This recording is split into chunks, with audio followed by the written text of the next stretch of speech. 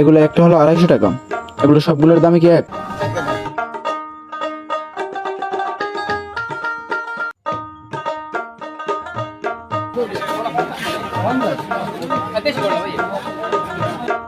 এ পর্যায়ে একটি মোটরসাইকেলে করে হাটের দিকে রওনা দিলাম আমরা।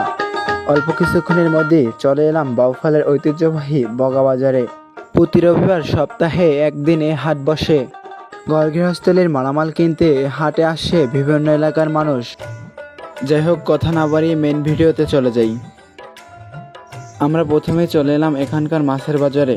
সাগর, নদী, ডোবা, খাল, বিল সব জায়গার মাছই দেখা গেছে এই বাজারে।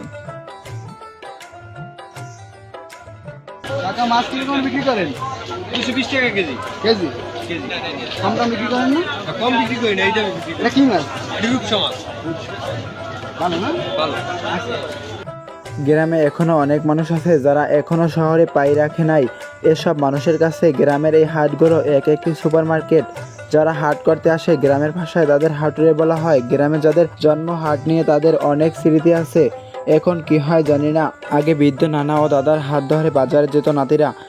গ্রামের বৃদ্ধ মানুষের কাছে হাটে যাওয়ার বিষয়টা ছিল বিনোদনের মতো। কেননা প্রয়োজনীয়তা মেটানোর পাশাপাশি মনের আনন্দও মেটাতো। বাড়ির গাছের লাউ, যত্নে পালা হাঁস মুরগি, দুধ, ডিম সবকিছুই হাটে নিয়ে আসে গ্রামের মানুষরা। এসব বিক্রি করে চলে তাদের ঘর সংসার। সব বাজারে হাঁস মুরগির সাথে কবুতর বিক্রি হলেও এখানে আছে ভিন্নতা। মূল কথা, কবুতর বিক্রি করার জন্য রয়েছে নির্দিষ্ট হাট।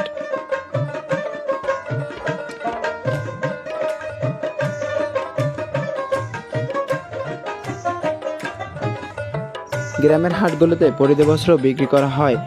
শুনেছি হাটের গামছাগুলো নাকি বেশ ভালো হয়।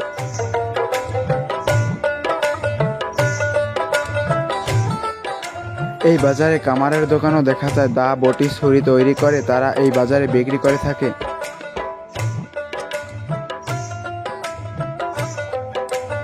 বাঁশ দিয়ে তৈরি জিনিসপত্র প্রতিটি বাজারেই দেখা যায়, যেমনটা এই বাজারও দেখা গেছে।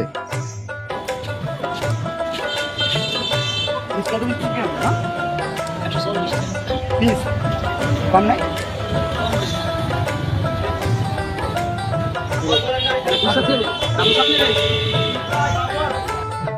গ্রামের হাটগুলো অনেক রকম মুখরোচক খাবারে ভরপুর থাকে। দেখুন কত রকম খাবার বিক্রি করে থাকে এখানে।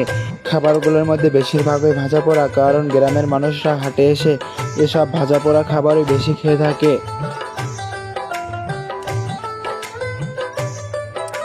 বহুদিন পর গ্রাম বাংলার এই হাটে এসে আমার সত্যি ভালো লাগলো। বাউফল উপজেলার বগার হাট সত্যি দারুণ।